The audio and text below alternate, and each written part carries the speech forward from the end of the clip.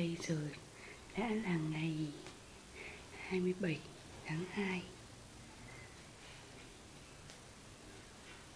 Bạn Khôi Nguyên vẫn còn đang ngủ, trong khi đã là 5 giờ chiều.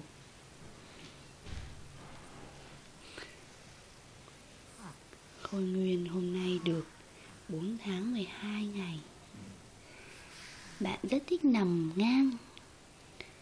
Trước khi ngủ đã nằm đúng gối, nhưng lúc khi mẹ tỉnh dậy thì thấy Nguyên chen mẹ lăn ra khỏi giường. Nguyên ơi, Nguyên ơi dậy đi con. Nguyên ơi, Nguyên dậy đi con này. Ơi dậy thôi, ngủ nhiều rồi.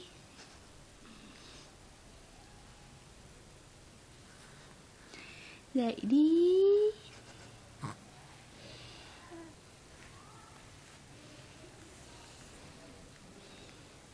Dậy đi con.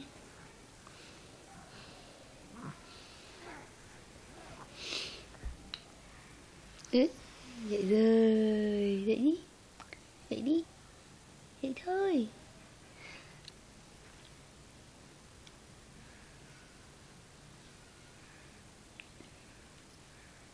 Dậy đi.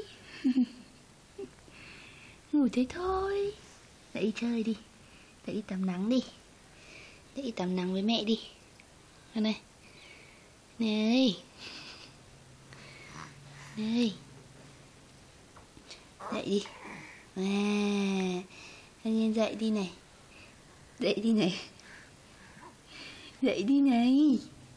Dậy đi này. Đấy. Dậy. Để nặn chân nặn tay cho Nguyên nhá. Nặn chân nặn tay nhá. Nặn chân nặn tay nhá.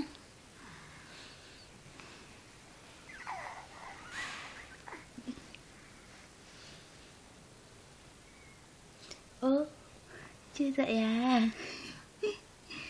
Thôi dậy đi thôi. Tỉnh đi con. Này, tỉnh đi. À, ơi. À. Bạn Khôi Nguyên cứ lim dim ngủ tiếp.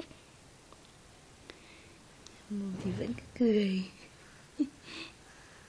Mồm cứ chực cười thôi. Nhảy miệng cười này.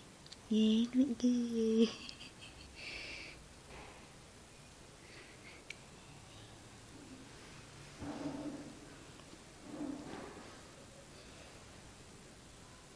Chân thì không đi tất. Vén áo xộc xạch.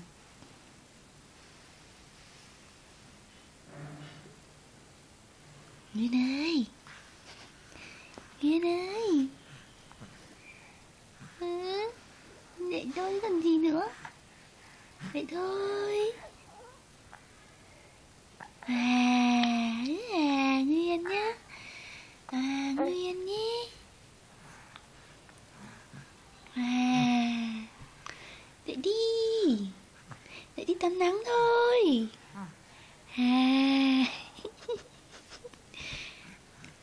Wow. Yeah. Wow. Yeah.